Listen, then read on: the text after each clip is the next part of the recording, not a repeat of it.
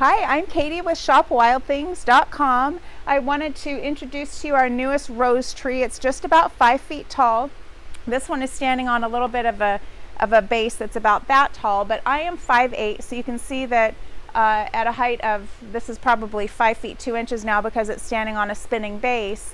This is a nice tall tree to use on the ground at your events, or it would also be spectacular to use on the tabletop because it has a tall trunk. So if you put this on the tabletop as a centerpiece, your guests could see across to each other and you don't have to do anything else to the table. I'd probably cover this in moss or cover this in some sort of fabric if you'd like. We have greenery wall panels that you could put around it. You could just cut a slit and be done with it. What a wonderful way to bring some color to your tabletop. We have this pink color that has several different colors of pink and cream inside. We have ivory and red, and we have some more colors coming. So let us know if we can answer any questions for you.